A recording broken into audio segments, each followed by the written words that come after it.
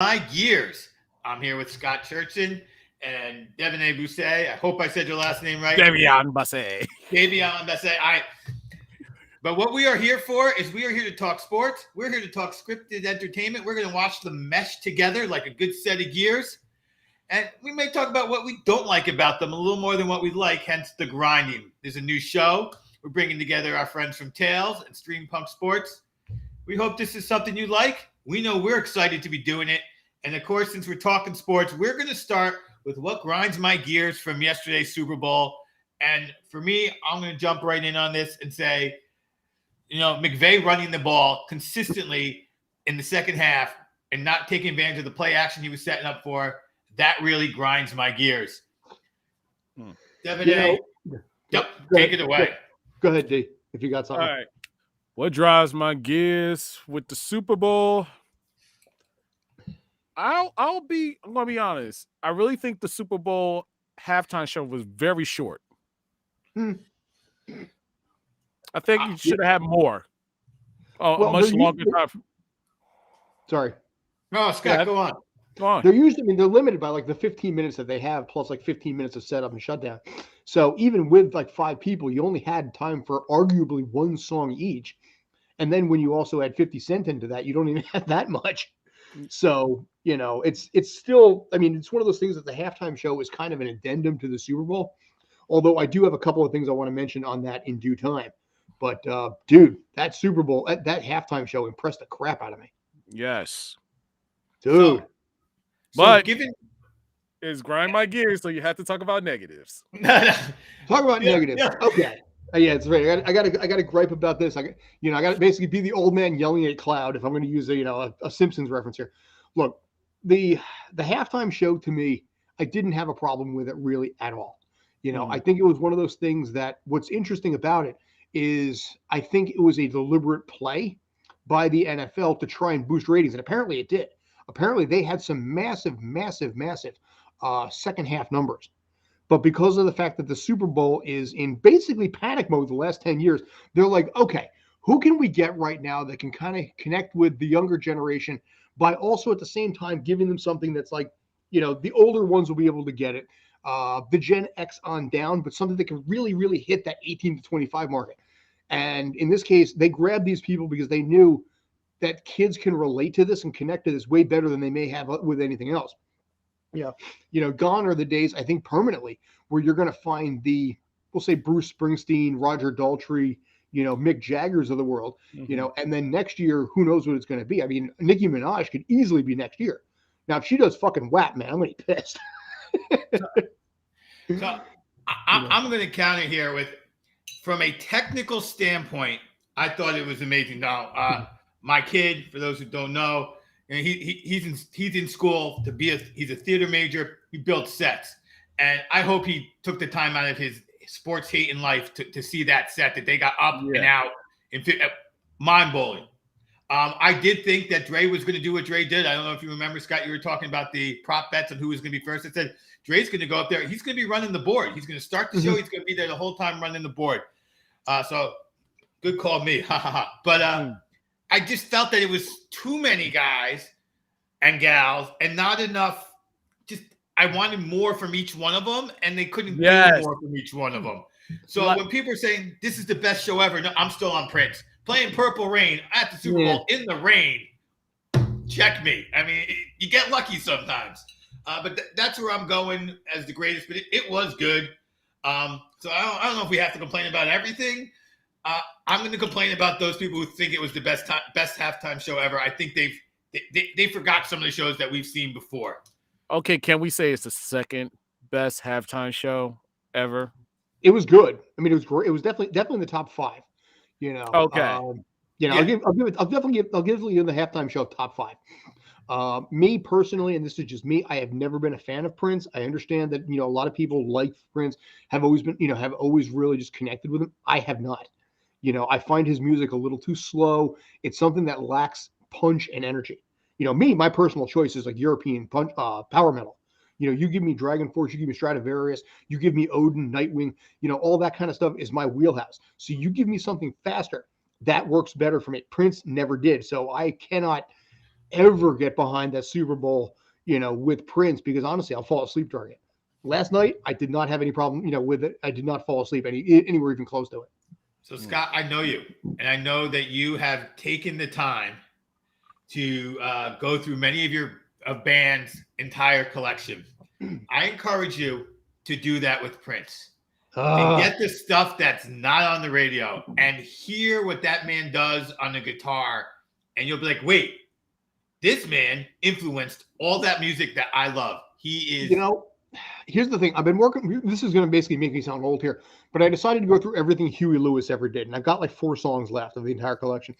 And I was thinking today, while I'm heading up the FDR, that I was probably going to switch over to Springsteen, because a lot of stuff in there for decades of stuff he had. So now I'm thinking Springsteen. You're telling me Prince. What I think I'm going to have to do is I'm going to have to go to Facebook and be like, you tell me. And whichever one takes it, I think that's fair. I think whichever is priority on that and gets it, it's probably going to be Prince. I'll be honest with you. But yes, I will adhere to it, and I will work through every single Prince song. And my wife will be like, how did you lose that bet? It's going to be tough because I know that you are Jersey based, but Prince, I think. Yeah. Irrespective, like I said, it's a better energy to me. Like I said, I can't handle like slow music. Okay. All right. Obviously, have different opinions. Dude, if I'm sitting there on the FDR in 35 minutes of delays, taking 2.5 hours to go 21 miles, I don't really want like boring or slow end stuff for myself. I got to have faster pace, faster clip stuff to help subdue the rage a little bit. So. Okay. So. All right. I get you. Speaking of some slower paced stuff, or maybe that's not even the right word, subduing the rage, though. The commercials in the Super Bowl got me in a rage because they were just like, we don't care about being creative. We're just going to throw up every star we can and do it. 2 of those stars made sense. I thought the mayor of Flavortown, that made sense. That was a cool twist. And we're not talking an A-lister there. We're talking somebody everybody knows, but not the Joneses for the Toyota commercial, which like, why do I care about those? I like that one though. That would have been one of my favorites. It was like, what was the point? I know, but there at least was a tie-in to basically why they're all the Joneses. You are right there. At least they did make something of it. No, you're keeping up with the Joneses. Like at least it wasn't like some generic. It wasn't like some generic commercial where they're just like insert celeb here. Who can we get? We'll throw Kevin Hart into this. We'll throw Jason Bateman into this. It was one of those things that they had an idea. Let's do something with the Joneses. Okay, which Joneses can we get? And then they just started reaching out to Tommy Lee, Leslie Jones, Rashida Jones. So there was an end game with it that ended with the celebrities, not starting with basically, let's have this random script, this 30-second, 1-minute spot, and let's see who we can grab that's available that'll meet our price and be like, here, do this. Touche. I will give you. I definitely one that you could defend. Go on, Lee.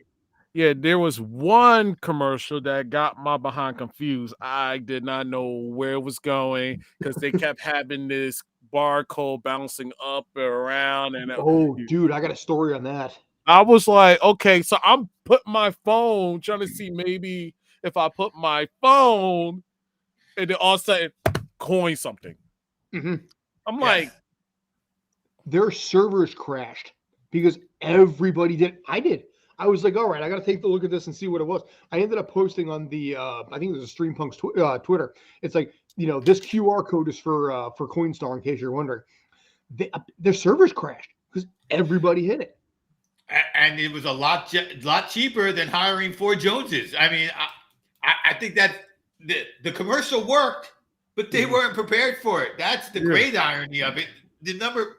Hey, everybody love the commercial. To see what this is. To go into our website. Oops. Oops. And that's the funny thing about. Go ahead, please. No. Go ahead. No, I was going to say, and that's the genius of it because it wasn't that expensive, and it played on the curiosity factor. I remember there was an old saying in sales that said people do things in this world for 4 reasons: friendship, curiosity, need, or greed. Those are the big 4 reasons why anybody does anything. And that one right there hit that curiosity button hardcore because it also pulled back to like the old 90s, like the Windows logo or the screensaver where it just bounce around and you kind of hope maybe it'll hit into that corner and then just doesn't. Or DVD players. They used to have the circular, the bounce. And it was one of those things that all that was just 30 seconds of this QR code bouncing around. And I'm thinking to myself, whoever thought of this, dude, you get a raise. Yeah, no, that was one of the more creative ones. The one with the robot dog, that was pretty. Oh, I wanted to cry on that, man. Yeah. Again, so the ones, it's like the ones that didn't have stars, and Gerard Mayo was great right up until he tackles Davidson. If it doesn't tackle Davidson, that's one of my favorite commercials. A perfect use. Like, we've talked on other shows about how a Mac needs to be doing mac and cheese commercials. They took the guy's name, they made fun of the guy's name, they used it in the commercial, and then they're like, Pete Davidson. Wait, what? Yeah. Like, you lost me at the end, Hellman. I want my frogs saying "brr," "bud," and I want bring that back. I was almost wondering if they were going to do something like that too, and bring back, like, the oldies, if you will, from the 90s. Yeah. Another commercial that kind of shocked me was the one where the animals with the tree watcher or the animal watcher was looking on the tree and they Doritos, hot flaming Cheetos and Doritos fall, and the animals start eating it. And it's like, yeah.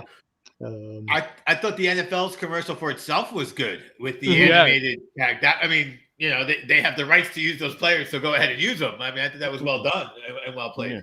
Yeah. And Go ahead. Sorry. No, please. Regards to like that was all like puppeteer and CGI, I heard. Okay, yeah, good. And it played on. They did that commercial. They did the same sort of thing last year, year before, with live action with the football. So it brought back that memory for those of us who remembered that. Yeah. One thing I wanted to get to, which I didn't even put on a list, and because I just remembered it now. If The Rock is starting up the XFL and introducing the NFL, he's obviously trying to tie them together. Am I wrong here? That's the end game. Yes, it's supposed to be like a training ground, like the USFL, but it's a matter of how much pub he can get, because now suddenly those two are rivals.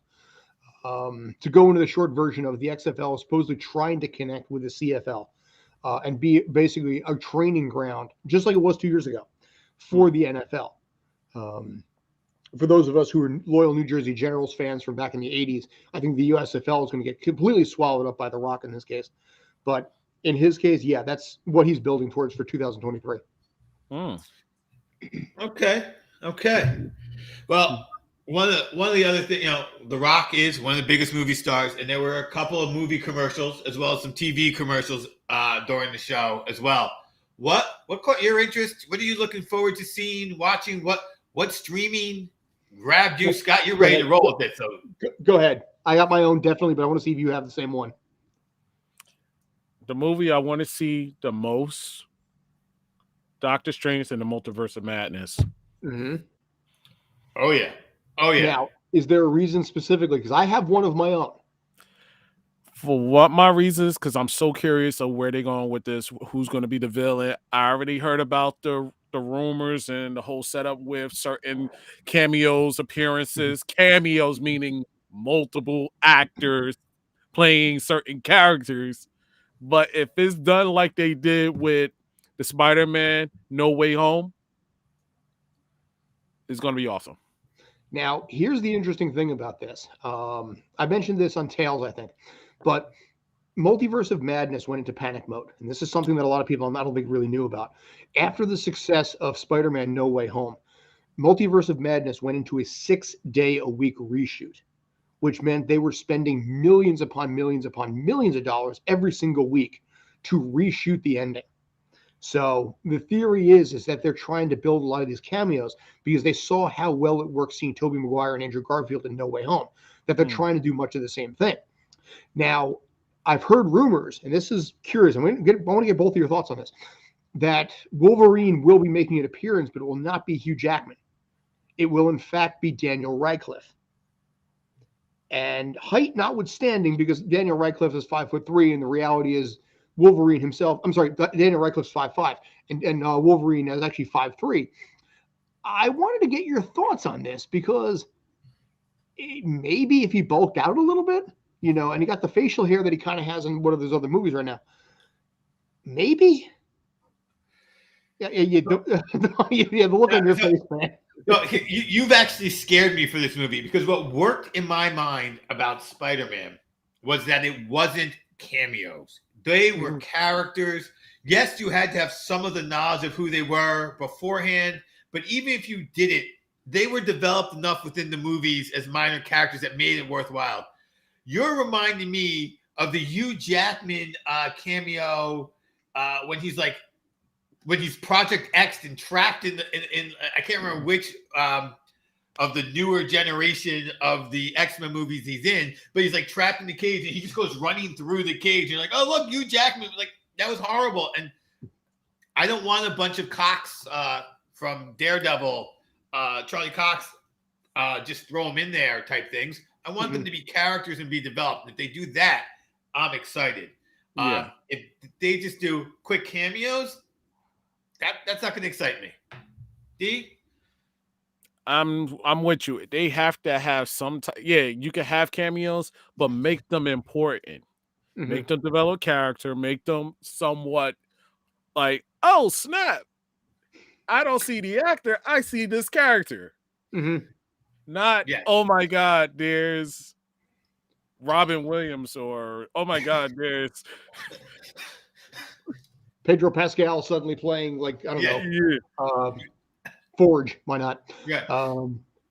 Well, I mean, my question in this case here is, do you think maybe they're trying to take a page from the second Space Jam movie, where you just drop? I mean, listen, the commercials are a great example of that, where you kind of just drop in references and there's your story. You know, do you almost wonder a little bit, maybe Doctor Strange, like I said, with the fact that they're spending buckets of money to do a reshoot on this, again, 6-day weeks is guaranteed overtime. You're paying crew buckets of money for that. My God, there's one production here in New York that does 6-day weeks. I know what their budget is. And it's one of those things that they're doing this, but I ought to wonder, it's like, A, what was the original product? And B, what is the end result going to be if you're spending that kind of bank? And if you have him supposedly in this, you've got Patrick Stewart. You heard his voice. Yeah. Presumably it would be Charles Xavier, because let's face it, who else is he going to be? And then that would tie everything together too. But I don't know. Would it be something where they didn't do enough and they go too far? I just, like I said, I'm skeptical, but I'm very, very curious. And that's my number one. I do have a number two movie in mind, but that's my number one. Well, I think we all kind of agreed on number one. And I think it's the biggest movie until June or July anyway that I'm interested in. Anyhow, it's the one I want to see. It's the one that's going to get me to be like, all right, I won't wait for it to come on streaming anyhow. So absolutely. Right. Another one that's big that I have opposite feelings about, but we'll hear. I think Scott, you mentioned somebody, whether it was you or somebody else, also had some negative feelings about it. And we thought, even to the point where we thought maybe we could do a whole show on it, depending on who we brought on, was this Lord of the Rings prequel. That a prequel to a prequel. It's not exciting me, but maybe after it's live, I'll start watching it and enjoy it. Any thoughts there, guys? D, you want to start this or you want me to? Go ahead. All right. Here's what I'm going to say. Basically, the good, the bad, and the ugly in my mind. The good, the set designs are beautiful. I mean, they really, really capture the energy and the vibrancy of it. My concern, and this is the main concern for any loyal Tolkien fans out there, is the fact that they're deviating too far from what J.R.R. Tolkien impressively wrote in detail about everything. I mean, especially if you ever read The Two Towers, my God. So it's something where there's a lot of complaints right now about too much being added into it. There was obviously the whole thing about basically, black hairless dwarves. Basically dwarf women have been confused for dwarf men because they have beards. That was a literal joke in the Two Towers movie. So there's some concerns in this regard. They're adding characters, they're changing things around. Supposedly they waited until the death of Tolkien's oldest son before they were able to pounce on this. The foremost Tolkien scholar, I forget his name, eventually ended up, he was initially involved as a hardcore consultant and executive producer. And then he's like, I'm out, because apparently what they were trying to do is, while they were not doing Game of Thrones from Lord of the Rings, Jeff Bezos, as he quoted, wanted his own Game of Thrones, and kind of here we are. I'm not as hardcore hating on it, I think, as many people are, but I understand that you're deviating too much from the original magical source material. And this is the problem that the Hobbit movie had too, where you added so much and changed so much that people are like, this is not the original movie. You know, I mean, the Hobbit trilogy is a grind to get through because so much was added, so much was changed, so many characters, that I think some people have a concern with this Lord of the Rings because of the fact that it is so much different from anything Tolkien had written previously. Yeah, so I will say this. What made Game of Thrones so good in the beginning was how close to the source material it was. And you can't never be exactly on the source material, but it was so close, and it really had a good sense of what to cut and what to keep. Now, for those people who really read the books, and when it got to the point where the books were over, the show crashed. But there are people who really read the books, and there's actually a whole problem in the books where you have people traveling to her, and she's all the way over here, and can't get back to here. And just I'm not deep into it, but enough to know that where the show broke down and where he hasn't continued writing is all about timing. And I worry that when you don't have the solid author and you don't have that kind of book to follow up, you could fall down on such high fantasy type stuff. I just feel like Bezos is just trying to piggyback off the name to create his own thing. I'm sorry, go ahead. I'm just gonna say this, guys. I'm not a Lord of the Rings fan. I'm not. That's fine. It was my first movie credit, believe it or not. But go ahead. Bang. I'm with you. I could not get through reading The Lord of the Rings. I read The Hobbit just fine a couple of times, and then they made the movie, and they overdid it. They took a basically an early YA before YA was a thing, and they turned it into I was like, what's going on? Dude. There's two other shows that caught mine. One's a limited series, I think. I don't think it's a full movie. I think it's a series, and the other one is going to be an ongoing series. So I'm going to throw them both out there. I have opinions on one, not so much on the other, but they were Joe versus Carol and Bel Air. So Joe versus Carol, I don't get it. I saw the documentary. I don't need the fake story. Like, the documentary was cool. I enjoyed it. I'll admit it. Tiger King, beginning of the pandemic, sucked me in. I watched it, loved it.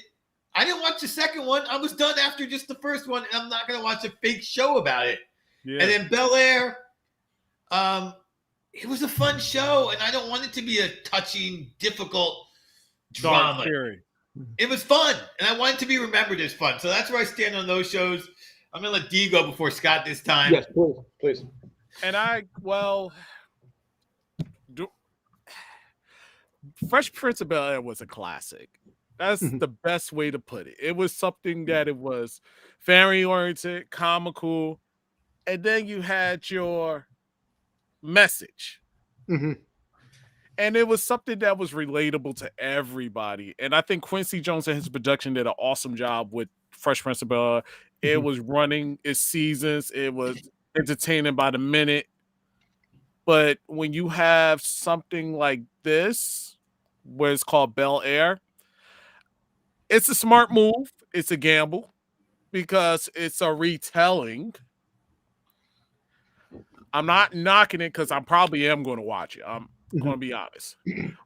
But the issue is it's not going to have, I feel as though it's not going to have that original cast feel. It's just going to have that more serious undertone to the point where, an inner city kid goes to Bel Air with his family. Yes. And then he has this gang member that's hunting him down, trying to find him because he got some beef holding. What does this Bel Air boy do? Should he try to mingle with the crew, or should he just go ahead and accept his moment of worrisy? You be the judge in the next episode of Bel Air. Next time on Bel Air Z. That's what I was thinking. I don't know how they say.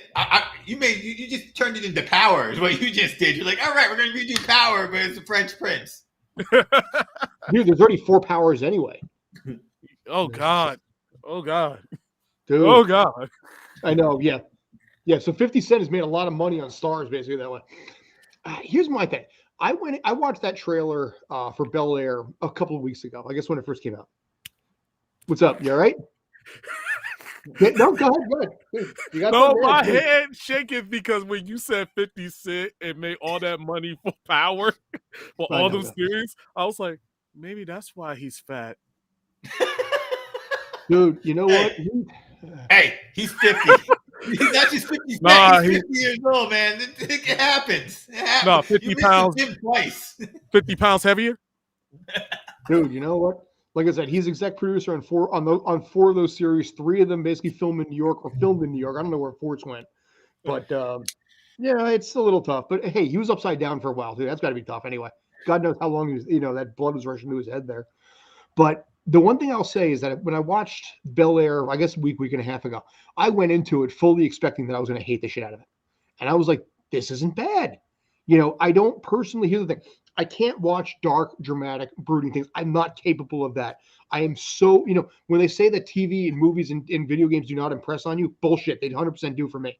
So I have to be so careful about what goes into my tiny little brain here.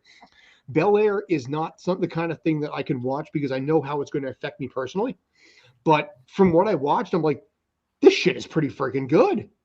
I mean, it's got something where it's like Will Smith. It almost felt to me like Will Smith wanted to do this for a while and just timing wasn't right. So he's fleshing it out in his mind for a while and finally got the chance to do it. And I know he's still very, very heavily involved, but it's something where it is a retelling. I think you explained it that way, but it's one of those things that I think he just really, really wanted to do this for probably like 5, 10, maybe even, 15 years.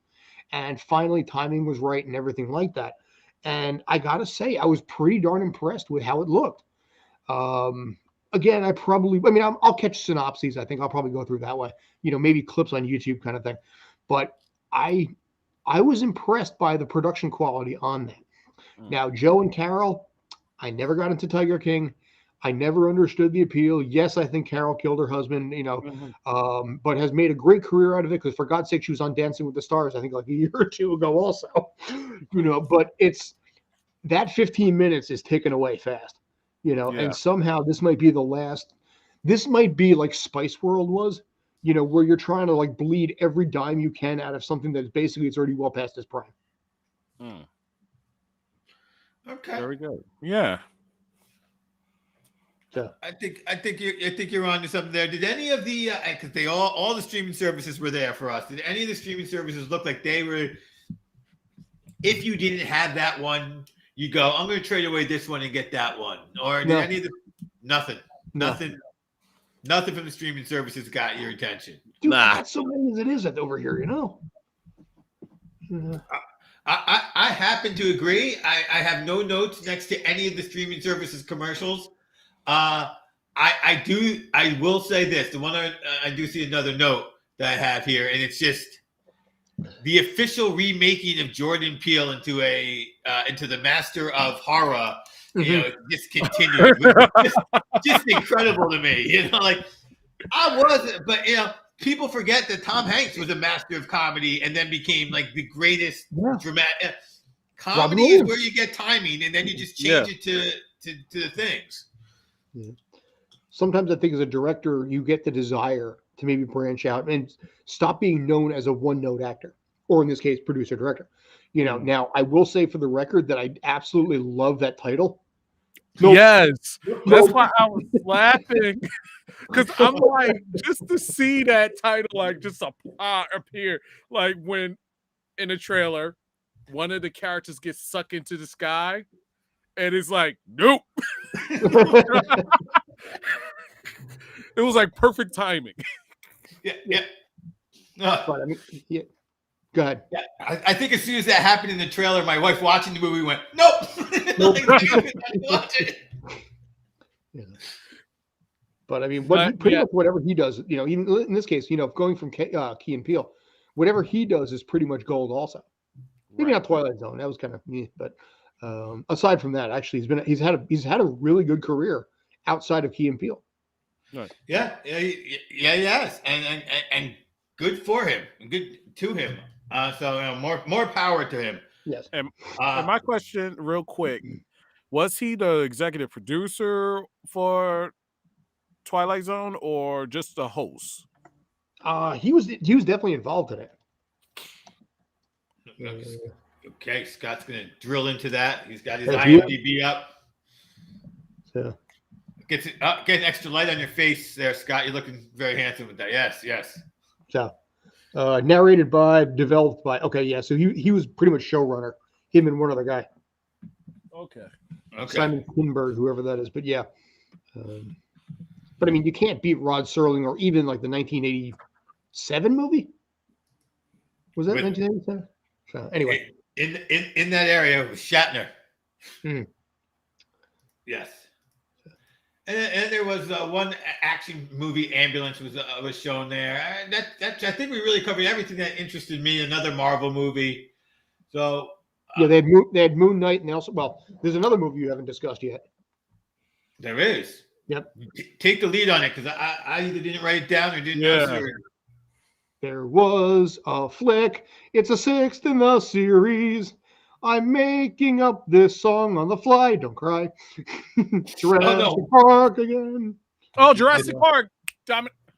Dalmatian. Yeah. Yeah. There you go. Wait. That. Okay. Just so you know, while that commercial was going on, I was having trouble with my headphones. Okay. And I thought it was a commercial. Like, what is this a commercial for? And then I went up and was talking to, and I missed the commercial during the broadcast. Okay. I didn't realize it was a movie. Yeah, no, it's okay. I gotta say, I mean, I'm interested in this movie, but not for the reasons that most people are. Right. You know, the blending of worlds. I mean, okay, you have the cast from the original 3, going into this one now. I like that. That's cool. Great. That's not what sells me.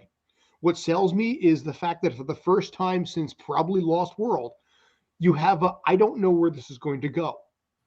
Because pretty much every single one of them has basically downgraded to, dinosaurs run free, eat people. The dinosaurs are on the planet, right. So now it's a kind of a question of, okay, how are they going to handle this?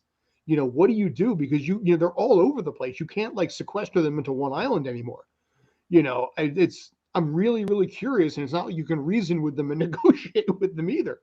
Right. So I'm a little curious to see what they're going to do here, because it's, like I said, it's taking it in the 6th movie. It finally got a little fresh. Yeah. You say you can't reason with them, but hey, they could turn into Planet of the Apes, and all of a sudden you can reason with them. They could just be doing Planet of the Apes. Tell me you wouldn't love to see Jeff Goldblum. That becomes a paradox situation. Because basically Cornelius and Zero went back in time. They had, we'll call him Caesar because that was eventually his name, and then Caesar led the apes and then created ape culture. Are you saying in this case the dinosaurs will some way actually create a time paradox and create their own evolutionary scale? So 6 million years from now, we're kept in zoos and they're walking around on 2 feet. I think so, but why 2 feet? Some will still be on 4. That's possible, yeah. Yeah. Wait. Hey, T-Rex, no humans. We're not belong here. With my little arms. Tiny hands. Still tiny arms. Now your food. Devani, if basically you recognize the song Dinosaur Laser Fight, I'll be so happy. Wait. Okay, all right. Ninja Sex Party had a thing about Tyrannosaurus trying to give high fives, but I may know that. Yeah, from Ninja Sex Party's first album, it was called Dinosaur Laser Fight. Yeah, and he sucks the flow out of the show just like that. But Ninja Sex Party and the Dinosaur Laser Fight. I feel like my children are here now. No, yeah. Hey, listen. When we had Masako X on, your kids are like, "Oh my god, that's so cool!" You still weren't cool, but that was so. But yeah, I mean, like I said, with Jurassic World Dominion, I'm curious because, like I said, what are they going to do? And now you've got the original 3, who each did 2 movies themselves. Mm-hmm. Teaming up with the rest of the group, which have already done 2 movies. So they've all, as it works out, all have had 3 movies. Now,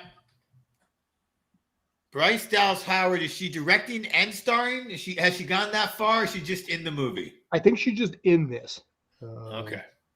because she's the hottest name to direct the next Star Wars movie after one episode of Boba Fett. So I see her name on it. Didn't know if she had. No, it's Colin Trevorrow. Yeah, no, I think it's too much to be probably 4 or 5 on the call sheet and a director at the same time. And 4 or 5 might even be a low end. She might be 2. Colin Trevorrow, who was supposed to be Star Wars Episode 9, and got fired off in favor of what they tried to do with Palpatine. So,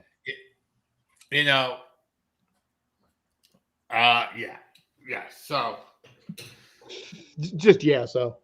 Yeah. So,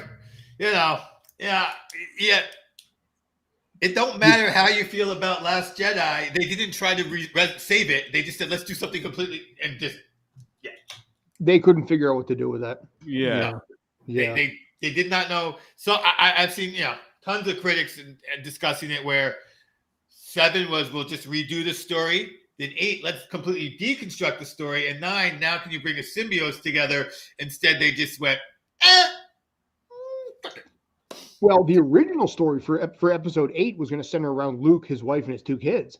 Right. And the kids were going to assist Rey in taking on Ben and taking on Snoke. And ultimately, Luke was going to die, and that was how the whole thing was going to go out.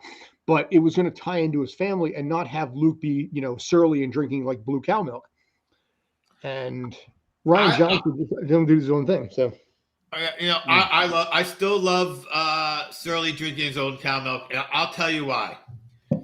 That movie, to me, the story is when you were young and you were in your 20s and you say, that is my dream. My dream's to be a Jedi. You have an idea of what it's going to be, and you chase it down, and then you get there, and you sometimes realize, oh, this isn't what I thought it was going to be. And this is now what I have.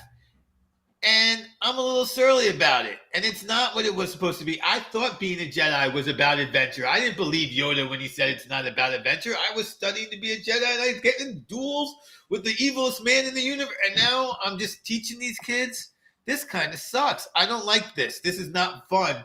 And hence the Last Jedi. Like this hokey religion is hokey religion. My buddy Solo was right. And I'm grumpy about it.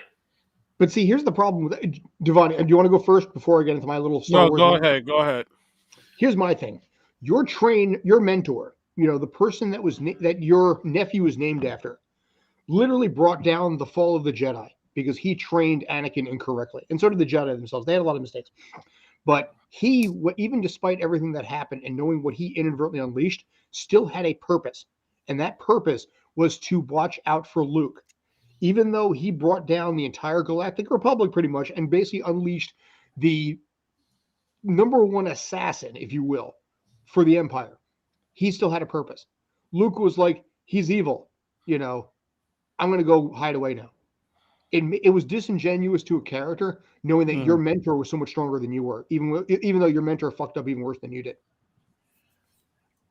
I don't think so. I think you go, wow, he messed up. I can only continue.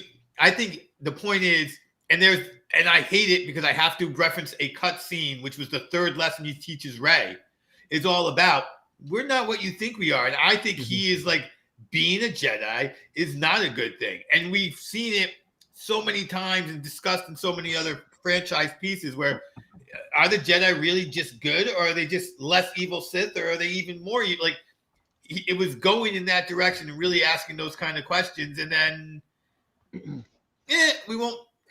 And then it doesn't matter really how you feel about that movie, because going into 9, now you're in that direction, and you can do some really cool things from that. And instead, let's just go all the way back to, we'll just make everything Star Wars tie together, and she is special, and her not being special was a great thing, and then we'll get rid of that, and we kind of started a love story and forget that, and we'll make this new love story between a Sith and a Jedi, and the love redeems them, and like the love is, and just like, well, see, episode 7, it's like, Kylo, you're a monster. Episode 8, Kylo, you're a monster. Episode 9, we're gonna make out now. Yeah. Exactly. When that happened, that's what drives my gears. I'm sitting here watching this movie, watching all the series. It looks like Finn was going to be in a relationship with Rey, or trying to. Then when they meet the pilot guy, it looked like the pilot guy had an interest in Finn. Right. Let's be real, because I'm sitting there looking like, okay, where's this going? And then when we get to 9, the whole confusion just became even more confusion. You find out the pilot guy had a love interest that lives in another planet. Then Finn tried to holler at Ray, wind up hollering at some other girl who has a connection with him. And then Ray has an emotional attachment with Kylo Ren. Oh yeah, Like, all over the place. All over the place. I'm like, Yeah. take this popcorn. I'm going to say this. I saw every single Star Wars movie, either first premiere or early screening. So like Thursday night at 7:00 or midnight show. The first I can do on every single one of them, I did since episode 1. So that gives you some idea. Episode 9 was the only one that I was ever at that the audience did nothing. Even episode 8, for all its flaws that a lot of fans had, they applauded the shit out of so many things with that movie. You know, Force Fly Leia, crowd went nuts. You know, crowd applauded. They loved all of it. Episode 9, they just got up and left. Han Solo showed up. They were just watching. I never, ever saw a Star Wars movie where the audience didn't care. And I saw it in episode 9. Same thing. I've had the same experience, including old man grumpy about the prequels. But yet there were still flashbacks. There were still moments. You were still rooting. And then, episode 9 is like, it really was what. And I think the culmination was that kiss. I think at that kiss, everyone's just like, what? Fuck it, I'm out. Yeah, you're like, come again? Come again? Yeah. That was what it was like. That's all you do. You just do your hand like. Yeah, it's like, okay. He's got those abs, but really? Come on.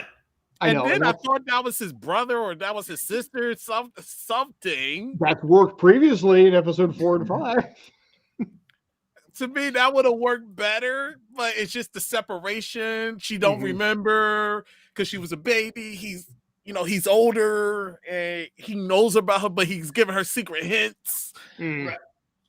Yeah. It's like, where is it going?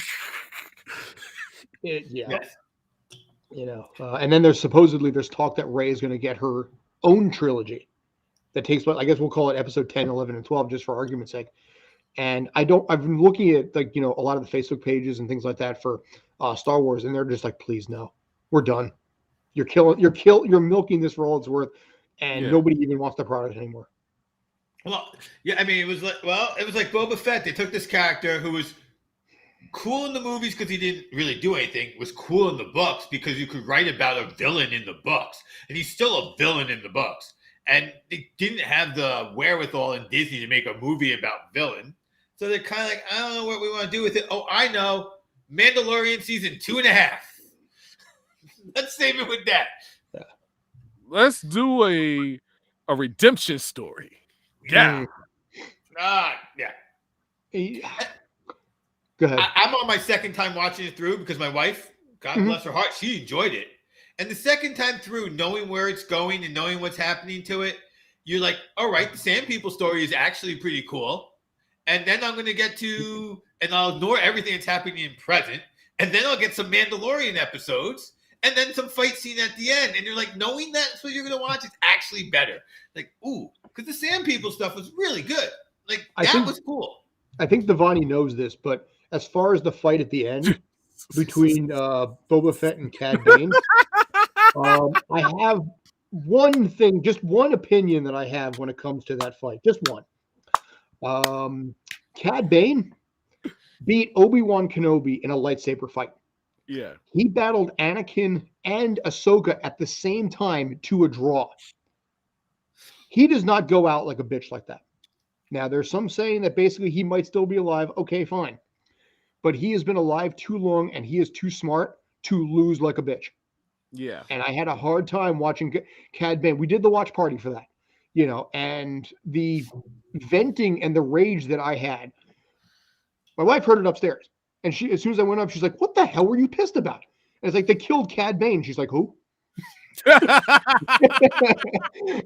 But I mean, yeah, Ryan and JT, they saw, my unbridled rage because of the fact I've been a fan of Cad Bane and how he's been written for 13 years now.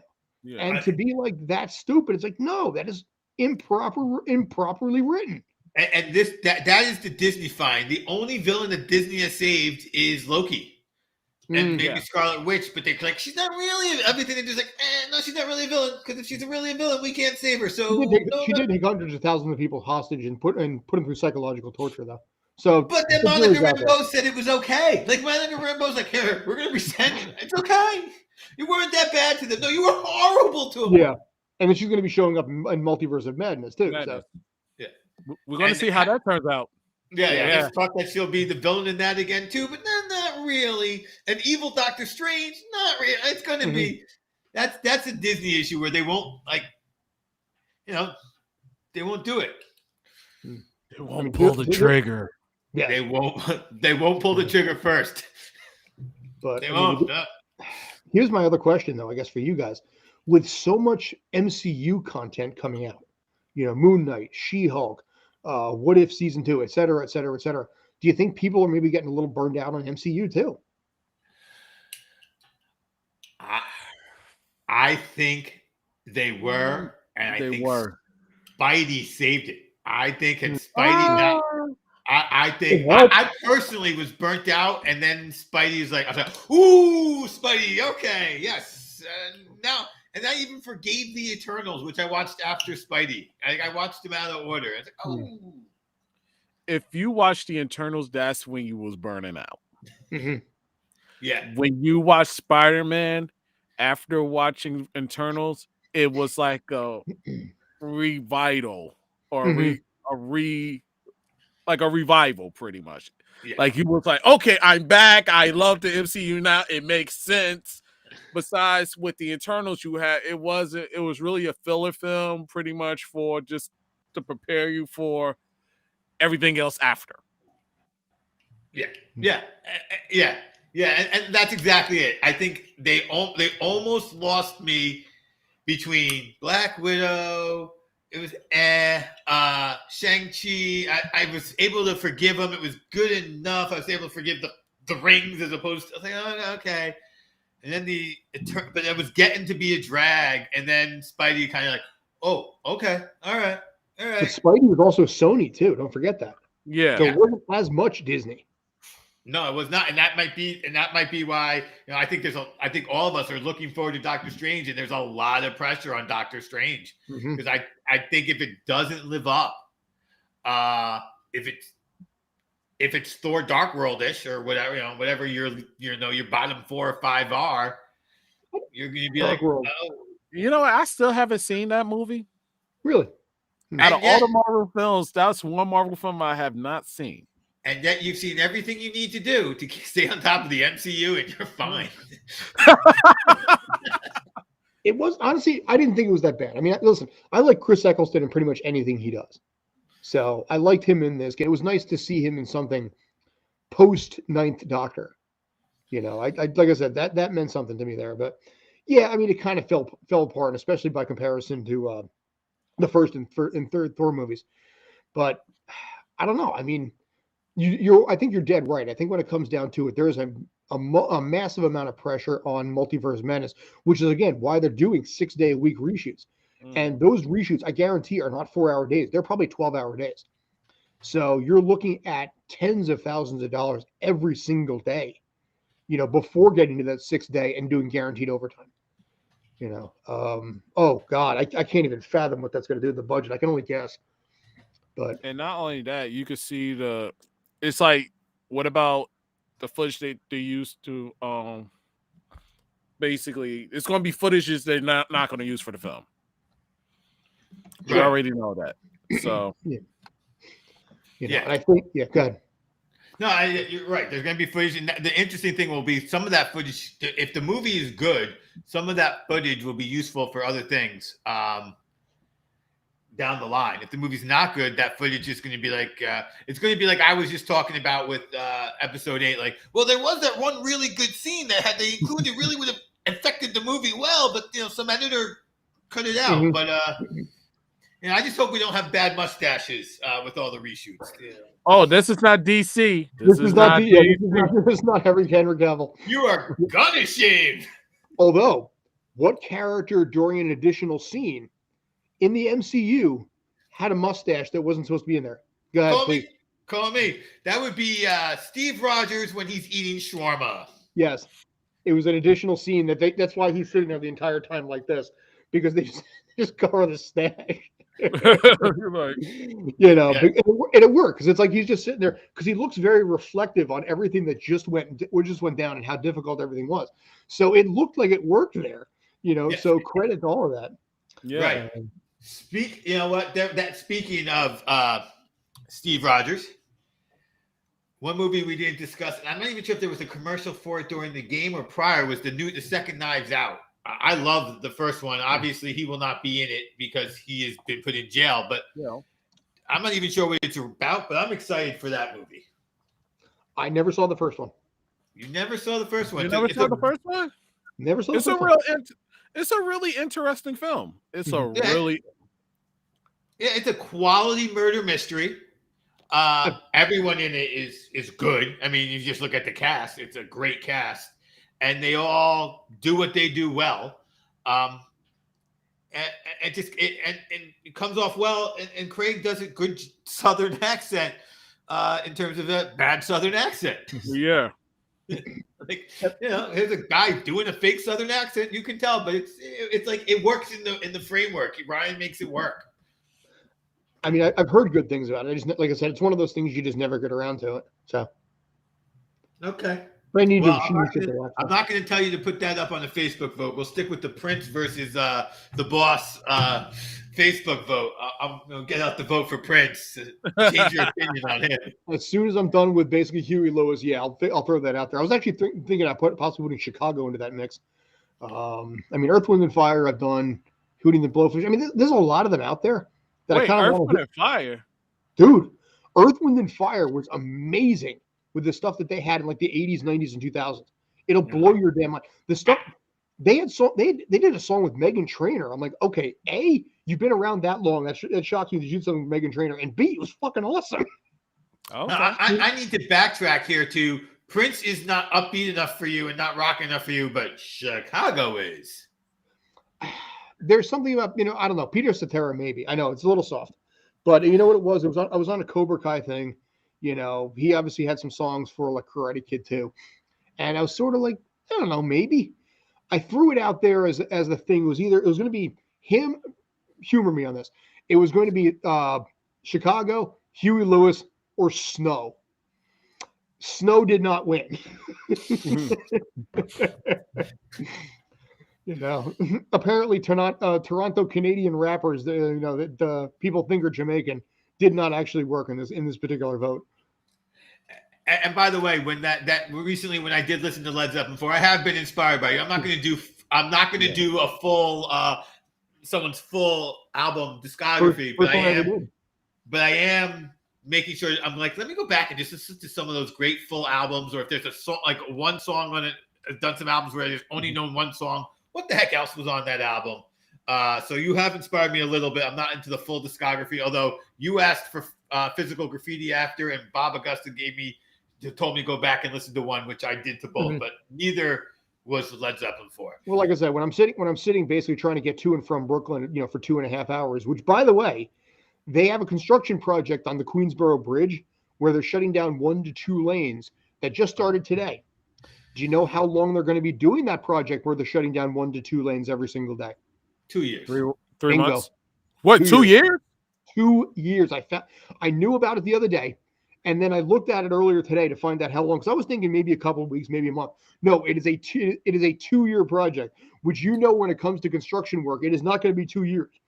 That one towards the Lincoln Tunnel where they closed down that lane, that was 2 years, I think 7 years ago.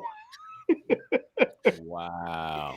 And then to add a step further, once they finish that, then they have to do another project on the Queensboro where they're expanding the bike lanes because there's not enough room to get bikes side by side. They have to go into oncoming traffic. And so the citizens are livid. I went through it for the first time today. Frankly, it wasn't that bad. it slowed me down by like 10 minutes. It wasn't that terrible. But yeah, knowing what that could be, oh God, for 2 years at a bare minimum. Well, Scott, I hope you're not driving stick, because if you are, you may be grinding your gears.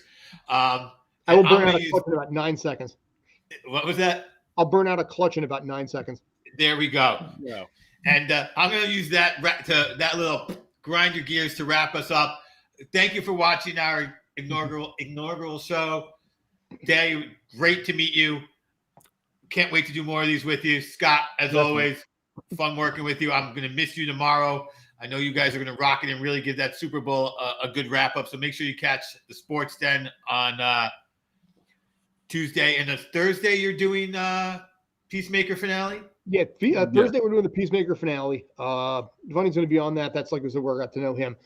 Tomorrow night, also on Tales from the Film Set at 7 p.m., we're going to have Lloyd Kaufman, founder of Troma, creator of basically James Gunn, Trey Parker, Matt Stone, and believe it or not, also De Niro, Samuel Jackson, and Kevin Costner came from him, believe it as well. So we've got him on. He's going to be talking about his new movie, a Shakespearean homage called Shakespeare Shitstorm. So somehow it's going to involve the Tempest and apparently a lot of poop. So, and Ming Chen from Comic Book Men is supposedly wearing fake boobs. We need to find out more about that. Yeah. So Lloyd will be on to talk about that movie. But yeah, so plug it along. Awesome. Great work. You can find me also on Sports Den with Scott. Friday, I'm on the NFL Insiders on Zingo, Channel 250, Denver Sports World. And then I do have my own little podcast, Drinking from the Garden Host, where I complain some more with my buddy Ed about getting old. And we drop every other Friday. So check that out wherever you get your podcast. Evan A., what you got going on? You can check me out in Geekcaster, which is Geekcaster on Instagram, YouTube, and Twitter. I mean Twitch. Why I said Twitter? Twitch. That's telling you my age. And here for the Peacemaker finale. Hells yeah. All right. Which I'm like, Boba Fett is far better so far. So anyway, yeah, I'll second that. It has been a better show. And I was not even interested in Peacemaker. I was like, I'll just give this a shot. Much better show.